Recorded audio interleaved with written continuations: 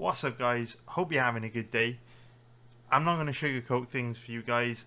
This event is very, very bad. It reminds me a lot of those events we had in sort of like the year after COVID hit, where it was tough for fighters to travel around the world, and the UFC would just kind of throw in these really poor quality cards together in the Apex just to have events every week.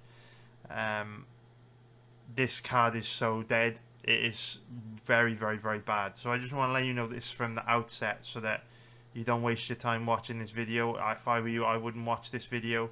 It's not very good at all. You're not really going to learn much about these fights. They're very dead for betting.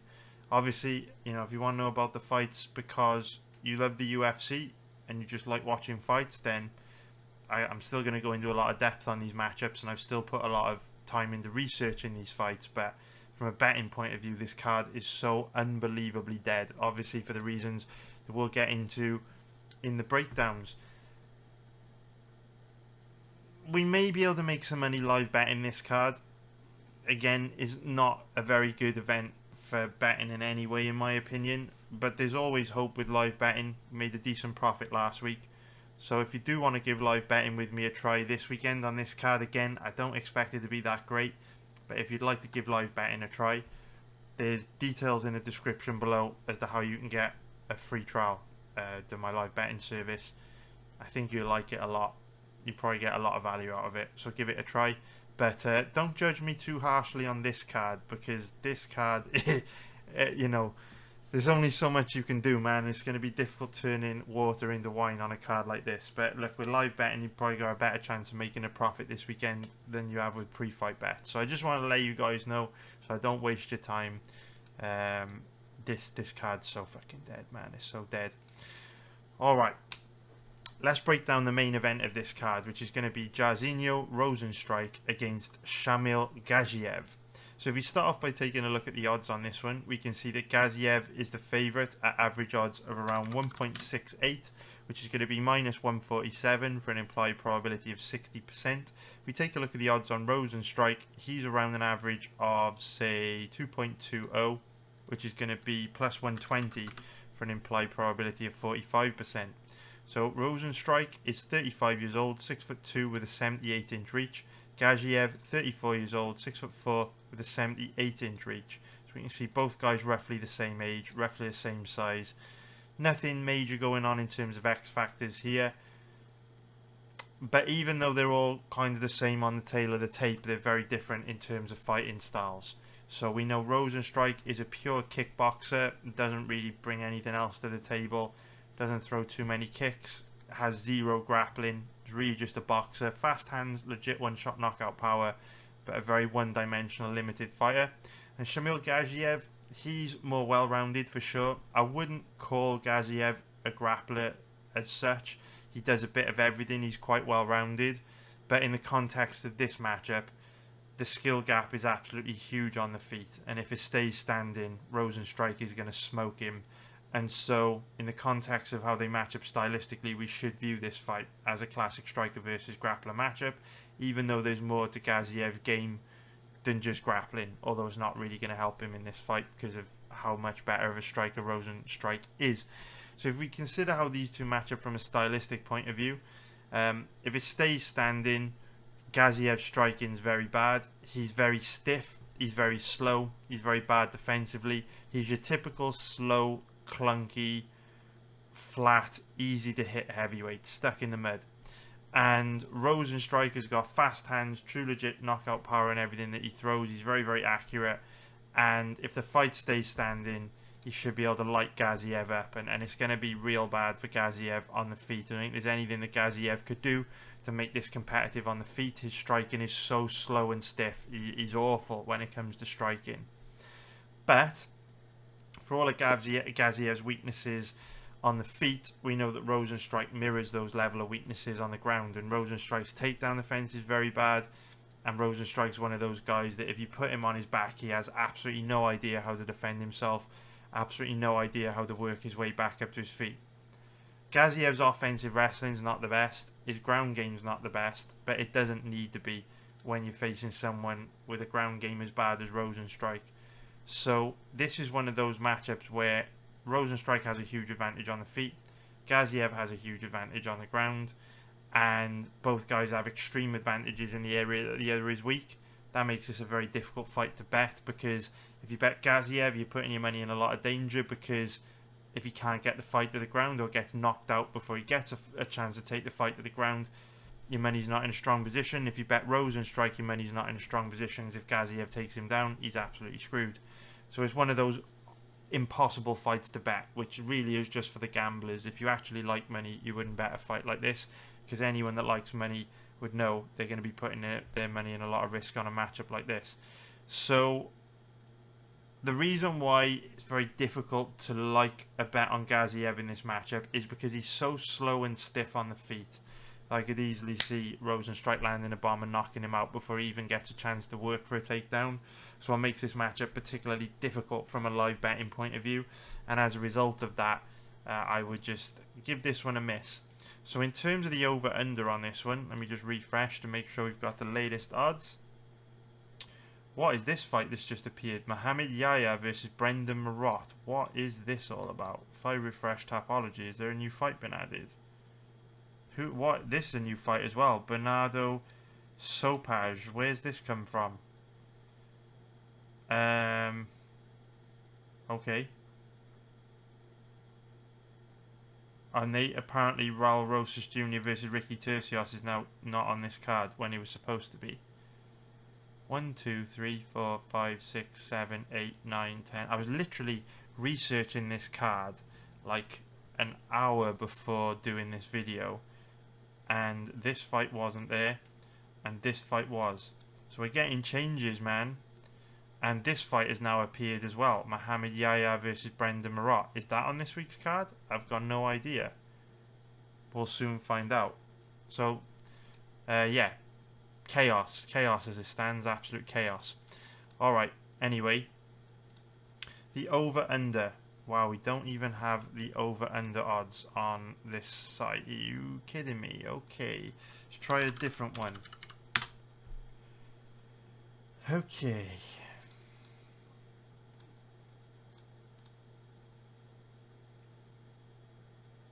Alright, wouldn't touch the over-under because, like I say, with both guys having extreme advantages in the area that the other is weak, if the fight stays standing, Gaziev is going to be very, very prone to being knocked out every single second that this fight is on the feet. If the fight goes to the ground, Rozenstruik going to be at constant risk of being finished. So I wouldn't bet the over-under on this one. I would give that a miss. In terms of the props, I think the most likely outcome, let's see how Gaziev likes to finish when he's on the ground. Seems to be, for the most part, well, that's a bit of a mix actually, some rear naked chokes, some knockout TKOs, which usually imply ground and pound finishes. What's Gaziev by decision, pretty terrible. Gaziev knockout TKO, pretty terrible. I think Gaziev to win is most likely because he has the ability to dictate where the fight takes place with his grappling, but not if he gets knocked out before, you know. Oh wow, Rozenstruik to win by knockout or TKO are absolutely terrible odds. Wow, I don't think I've ever seen that before. So Rozenstruik by knockout or TKO odds are exactly the same as his moneyline odds. That is wild. That is absolutely wild. Okay, yeah, give that a miss. Dead fight for betting. Worst event we've had worst main event we've had in a very long time. Hope you found that useful. You probably didn't. Let's move on to the next one, which is going to be Tyson Pedro against Vitor Petrino. So if we start off by taking a look at the odds on this one, we can see that Petrino is the favourite at average odds of around, call it 1.34, which is going to be minus 294 for an implied probability of 75%. We take a look at the odds on Pedro. He's around an average of 3.40, which is going to be plus 240 for an implied probability of 29%. So Pedro, 32 years old, 6'3", the 79-inch reach. Petrino, 26 years old, 6'2", 77.5-inch reach. So again, no notable X factors on this one. There's a bit of an age gap, but in the context of this fight, I don't think it means a lot. Both guys are making big improvements from fight to fight, to be fair. So that kind of balances out. Everything else, virtually identical really, and no major X factors to speak home about.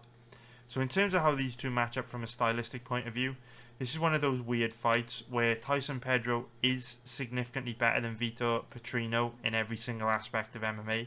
To be honest, Petrino is quite low level. He's slow, he's clunky, he's bad defensively, his striking's a bit sloppy, his grappling just isn't great. There's a real flatness to everything that he does. And when we look at Pedro, he's light on his feet, he's got good movement, good boxing, just more technical than Petrino everywhere. Petrino is a guy that is just very big, very slow, very clunky, and so that adds like a real sloppiness and clunkiness to everything that he does. But when we look at the odds and we see Petrino as a big favourite, that doesn't make sense, right? Because, you know, if Pedro is better than Petrino everywhere, surely, you know, Pedro would be favoured, or at least the odds would be closer. It doesn't make any sense. I think the reason why the odds are like this is because Pedro is one of these guys that slows down a lot in fights, and as soon as he gets put in a bad position, kind of falls apart or goes into a defensive shell. Pedro's one of these guys that is very good at being the hammer, not so good at being the nail. As soon as he faces adversity in fights, he kind of falls apart. And the thing about a guy like Vitor Petrino is, for all of his weaknesses from a technical point of view, he's tough as nails, he's very aggressive, he hits very hard, and he's an absolute dog. So it's not going to be easy for someone like Tyson Pedro to get someone like Vitor Petrino out of there. And Petrino's the kind of guy that is going to engage you, he's going to hurt you, he's going to turn it into a war. And typically speaking, Tyson Pedro caves in fights like that. So when we look at how these two match up from a stylistic point of view, you can point to Pedro being better than Petrino everywhere from a technical point of view. I would absolutely agree with that. But Petrino has just got that dog in him that will likely find a way to get his hand raised against Pedro, because even though Pedro's more technical, Petrino is just going to turn it into a war. Bait him into big exchanges on the feet, force him to work hard on the ground in like crazy grappling exchanges, and Petrino's much more likely to find a way to win. So this is one of those matchups where, you know, it's definitely dog or pass. You'd have to be crazy to bet Petrino in this odds range, in my opinion. But the thing is, I hate betting on guys like Pedro that just fall apart as soon as the going gets tough, or fall apart when they're put in a bad position, or slow down as fights wear on. And those issues are especially a big issue for me when they're facing a tough, gritty, mean, nasty dude like Petrino that won't quit and will be looking to take Pedro out for every single second that they're in there. But it's another absolutely dead fight from a betting point of view. It's fucking awful. Dreadful card. So in terms of the over-under on this one, the over 1.5 rounds is tempting to me, just because I don't think either guy is that dangerous. Now, their records would contradict this, because on Pedro's record, he's got a bunch of quick finishes. We look at Petrino, you know, it's very rare he goes to a decision as well. But I think this could be one of those situations where, now that they're both facing a step up in competition, they will both struggle to get finishes as easily as they have done earlier in their career against a lower level of opponent. We were talking about this with Chris Duncan last week, where he had lots of knockout wins prior to coming to the UFC, but then when he's got to the UFC, just hasn't really looked very dangerous at all, more of a volume striker. Now, I'm not going to call neither Pedro nor Petrino a volume striker, but with Petrino, he is very flat and slow. So if you kind of make it through the first round against him, he isn't that dangerous on the feet, because his hand speed is just so slow and he's so big and clunky. Now, if we look at Pedro, he slows a lot as fights wear on. So again, if you make it through the first round against Pedro, good chance the fight's going to go deep. So the over 1.5 rounds is tempting to me on this matchup. But at the same time, with how prone Pedro is to quitting, that would kind of probably scare me off betting it, because Petrino is big, mean and nasty. It's just a very dead fight for betting. It just, this type of fight summarises the card. I've just got no interest in betting a fight like this at all. In terms of the most likely outcome, for a prop,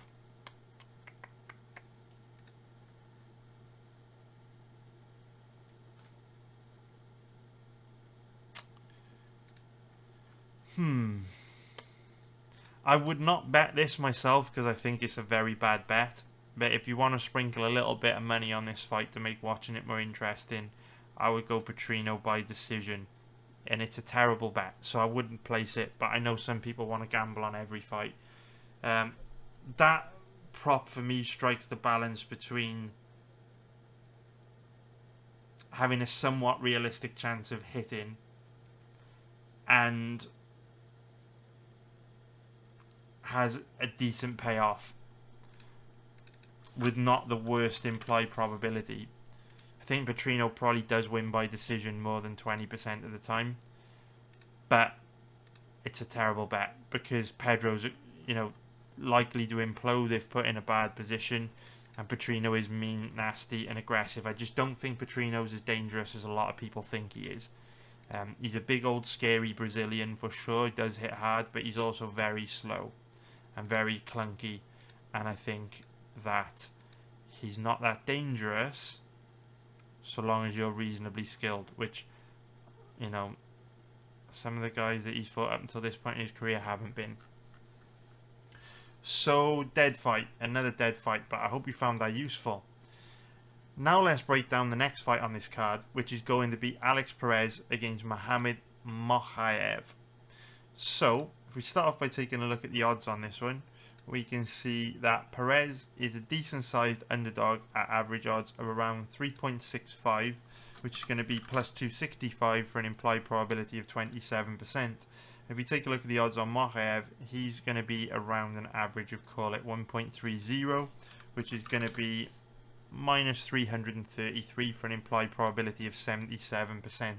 So Perez, 31 years old, 5'6" with a 65.5-inch reach. Mokaev, 23 years old, 5'7" with a 70-inch reach. So again, we've got a tiny X factor on this one to talk about. Not sure it's going to be too relevant in the context of this matchup because I would expect to see a lot of grappling in this fight. But we can see that Mokaev has got a 5-inch reach advantage, which is very nice, and statistically gives him around about a 65% chance of beating Alex Perez. Now, there are a lot of dead fights for betting on this card. Perez versus Mokaev is one of the more interesting ones, just because we don't really know where Perez is at in his career at the moment, because it's been a long time since we had a really good look at him. If we take a look at his record, he hasn't fought since July 2022, which is obviously about 18 months ago now, and then that fight ended in a minute and a half, so we didn't really learn much about him there. And to be honest, in the fight he just got caught in a bad position early where Pantoja backpacked him, got to his back early, choked him very quick, and didn't really get to learn much about Perez and where he's at in this fight, which is disappointing because he hadn't fought for 2.5 years prior to that. And again, similar story, the fight ended in 2 minutes, so we didn't get to learn anything about him there. This fight ended quick, this fight ended quick, so you've got to go all the way back to 2019, 5 years ago, for the last time Perez went deep in a fight. But the thing is, this fight doesn't even really tell us very much about Perez because De La Rosa just kept giving up cheap takedowns and allowing Perez to hold him down from top position. So that we didn't really learn anything about Perez from this fight.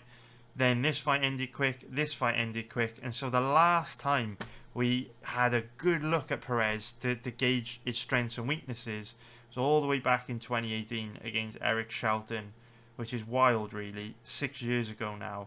And obviously in that time Perez could have improved a lot, he could have declined a lot, we just don't know where he's at. So even though he's had over 30 pro fights, he's had a lot of fights in the UFC, Perez is one of these guys where we just don't really know where he's at right now. At one point he was in the title picture and there was a lot of hype behind him. He looked like a decent MMA grappler, his striking looked very sharp, so he could come in this weekend and give Mokaev absolute hell.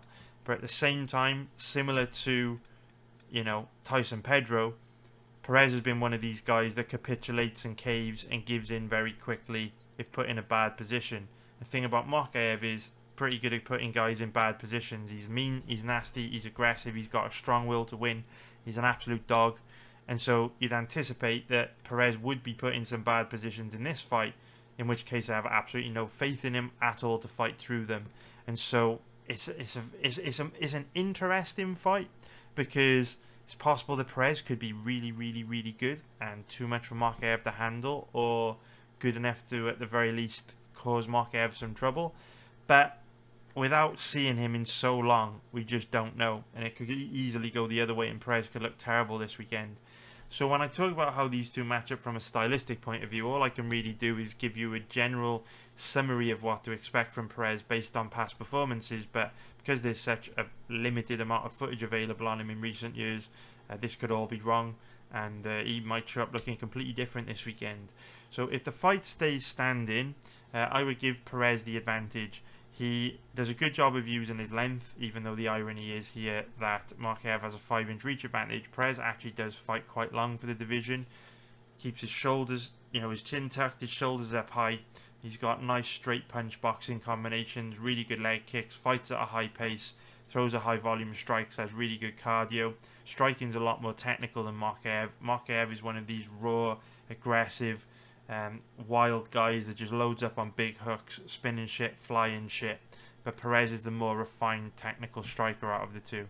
So if it stays standing, Perez has got a good chance of outstriking Mokaev in this one, so long as he doesn't eat a bomb and then fall apart like he has in many of his past fights. Now, in terms of how these two match up when it comes to grappling, Perez actually has a base in wrestling. He's a pretty good MMA grappler, but he's also one of these guys that caves if he's put in a bad position. We saw this in his loss to Joseph Benavidez.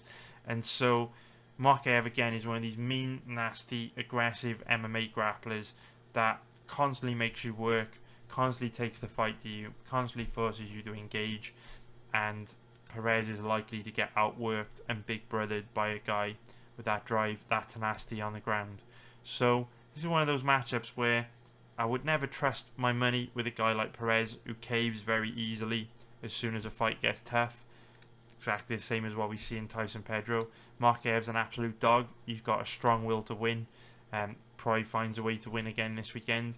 But this fight is interesting to me because, similar to Petrino versus Pedro, these two matchups are interesting matchups because I think Perez and Pedro are more skilled than Petrino and Mokaev. Yet they are big underdogs because they lack the mental strength that Petrino and Mokaev have. And that's probably why Petrino and Mokaev are undefeated. They're tough and they find ways to win. Even though they're limited in some ways, they find ways to get their hand raised, which can't be said about Pedro or Perez, who frequently wave the white flag, cave when the going gets tough. So, tricky fight. Very difficult to bet. Again, probably is dog or pass, right? The odds on Mokaev are absolutely terrible. So I wouldn't be betting him in this odds range because we really don't know what to expect from Perez. But do you really want to, put your money at a lot of risk on a guy like Perez who's proven to quit? Not for me. It's a hard no from me. Very easy pass. So if we look at the over-under on this one, it's set in the even money odds range. And for me, because of how easily Perez caves and the fact that he's only been to a decision one time in his last 7 fights, and the fact that Mokaev is very, very aggressive, I quite like fight to end inside the distance here, and I'm very tempted to bet it because I think that Perez could get overwhelmed and stopped here.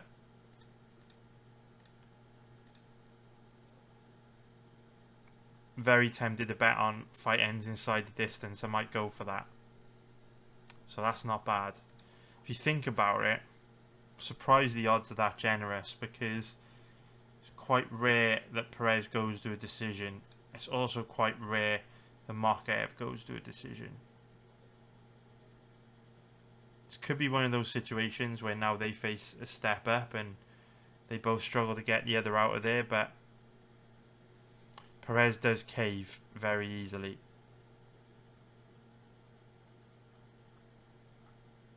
So yeah, fight doesn't go to a decision. that is an interesting bet to me in the even money odds range. I'll obviously let you know on Discord or on the website if I choose to pull the trigger on it. That ain't bad. That ain't bad at all. So, in terms of the props on this fight, wow, okay, that's interesting to me. So, let's take a look at Mokaev's record. So, when on the ground, he does favour finishes with submissions. But I would be I don't bet props, but if you bet props and you want to sprinkle a little bit of money on every fight to make watching them more interesting, Mokaev to win by knockout or TKO at odds of 10.0 plus 900 is interesting to me for two reasons. The first reason being, we know Mokaev is very aggressive on the feet. He throws a lot of spinning shit, a lot of flying shit, loads up on, you know, big power shots, and Perez is one of these guys that does cave very easily when he gets hurt. So he might just eat a bomb, get hurt on the feet and think, fuck this, I'm out. Kind of, you know, throw the towel in mentally, and that could be a way that Mokaev would get a win by knockout or TKO. The other way that Mokaev could win by knockout or TKO is if he puts Perez in a bad position on the ground and stops him with ground and pound. Now, it doesn't seem like Mokaev really goes for that because, you know, you can see here, it seems like if he puts his opponent in a bad position on the ground, he's looking for the submission, but you never know. And the thing is, with odds of 10.0 plus 900, you know, that bet isn't going to win a super high percentage of the time, but you don't need it to in order to make a profit long term on that kind of bet. So that isn't a bad one. Mokaev, knockout or TKO. If you're looking to gamble, make watching this event a bit more interesting. Someone's got to, because the matchmaking's fucking dreadful. You know, that's not a bad one. That's not bad. That isn't bad at all. So I hope you found that useful. Now let's break down the next fight on this card, which is going to be Matt Schnell versus Steve Erceg. So if we start off by taking a look at the odds on this one, we can see that Erceg is the favourite at average odds of around 1.31, which is going to be minus 323 for an implied probability of 76%. We take a look at the odds on Matt Schnell. He's around an average of, say, 3.55, which is going to be plus 255 for an implied probability of 28%. So Schnell is 34 years old, 5'8" with a 70-inch reach, and Erceg is 28 years old, 5'8" with a 68.5-inch reach. So both guys roughly the same size. We can see there is a decent age gap between these two of 6 years. And in this fight in particular, the age gap is quite significant because we have seen cold hard evidence that Schnell has declined majorly in recent years. So even though the 6-year age gap on paper doesn't look like a lot, it is in the context of this matchup with how steep of a decline Schnell is on.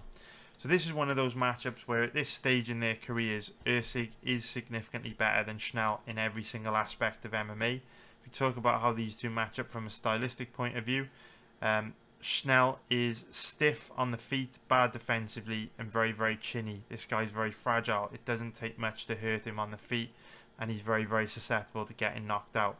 Erceg, reasonably technical striker, not the most dangerous, doesn't have the most power in his hands, but when you're as chinny as Schnell, it doesn't matter.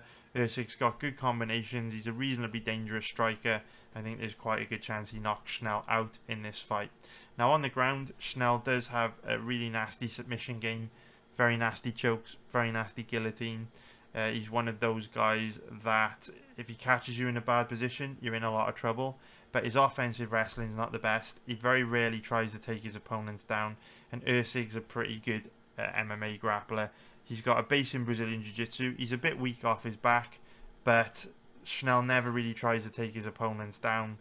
And Erceg's not completely terrible off his back, so if he did get put in a bad position by Schnell on the ground, I think he'd be able to work through it.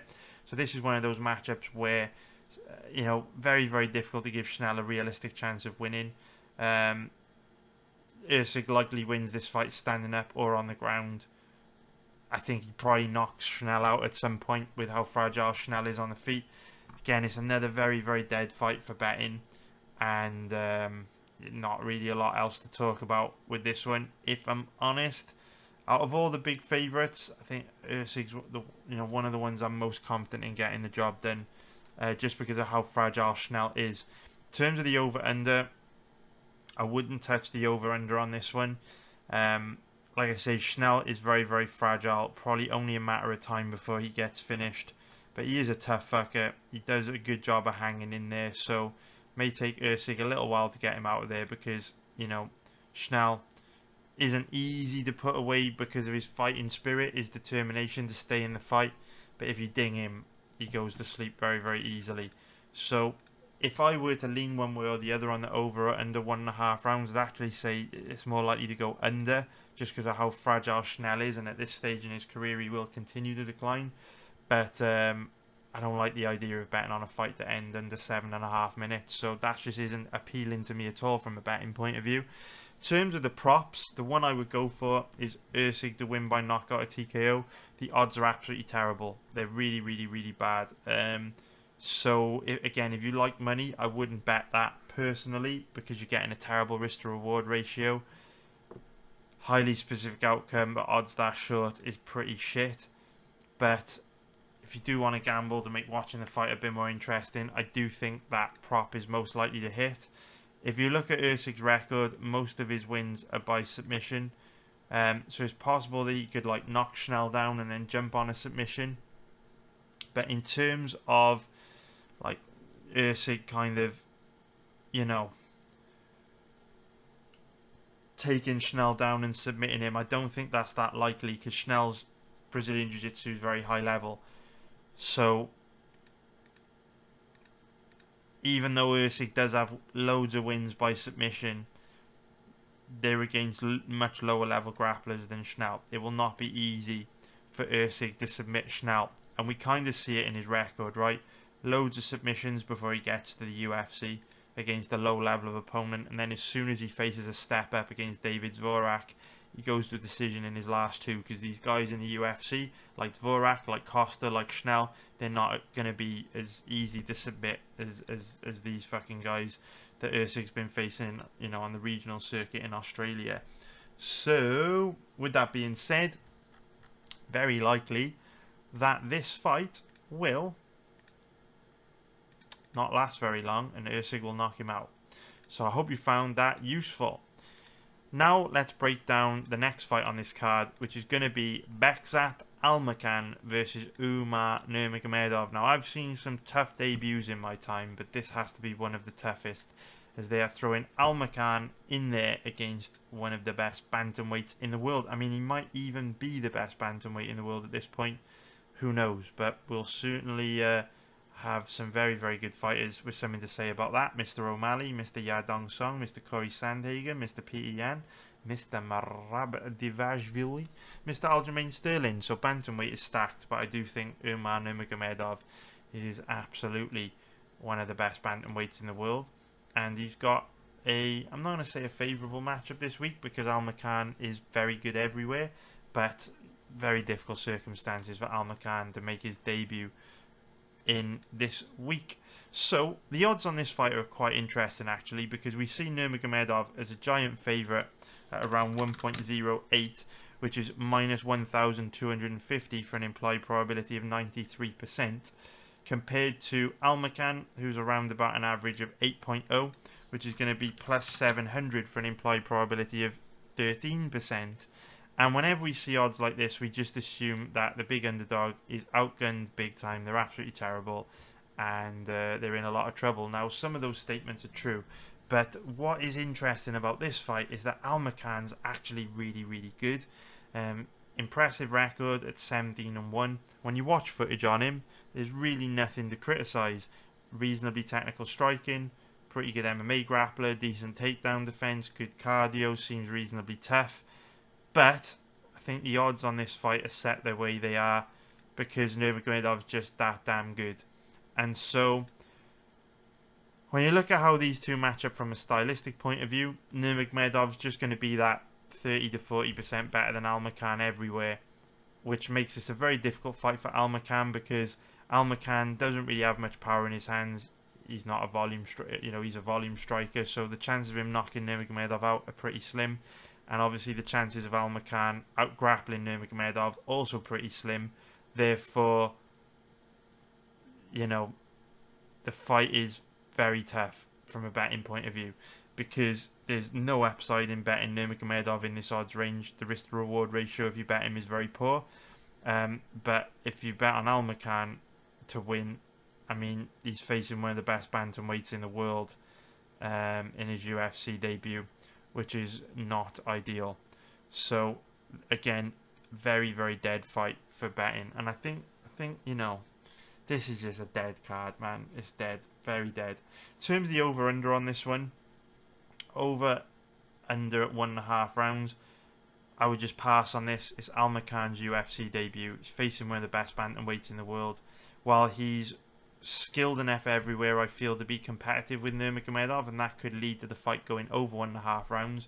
At the same time, he's facing one of the best bantamweights in the world in his debut, so he might get overwhelmed by Nurmagomedov, or Nurmagomedov might come out wanting to make a statement and get a finish and be more aggressive than usual, which would then contribute to perhaps the fight ending under 1.5 rounds. So with Almakhan being a bit of an unknown, with this being a big step up in competition for him, with it being his debut, I would just pass on the over-under. In terms of the props, Almakhan is tough and he is well-rounded, to be fair to him. And I wouldn't say Nurmagomedov is crazy dangerous. Very much a volume striker on the feet, and obviously it's not going to be easy for someone to hang with him on the ground, but not impossible. So what are the odds on Nurmagomedov by decision? Terrible. They're actually terrible. I thought they'd be better than that. I thought hype would have perhaps had a bigger influence on the odds, where people would have like Nurmagomedov to win inside the distance, like really steep, and then maybe a bit more value on decision. All right, the props are terrible. Give them a miss, boys. So yeah, I hope you found that useful. So I think this is the shortest breakdown video I've ever done. This card's very bad, boys. The UFC need to sort their matchmakers out, because it's a fucking joke. It's a waste of time for everyone. Dreadful matchmaking, dead fights, awful for betting, and just a total waste of everyone's time, really. I don't know why they're doing this. If you still appreciate this breakdown video, please hit the like button. I'd appreciate it a lot. Please subscribe if you haven't already. And even though this week's card is dead, we'll be back with an absolute banger next week for UFC 299, where the UFC are going from one extreme to the other. This week's card, awful. Next week's card, fucking spectacular. So thank you very much for watching, everyone. Love you guys. Have a great week. Don't forget to sort out the free trials for this card. Maybe we can make some money live. Won't be easy. You never know. But anyway, nice one, guys. Love you all. Take care. And I will see you very soon. Nice one, guys. Bye.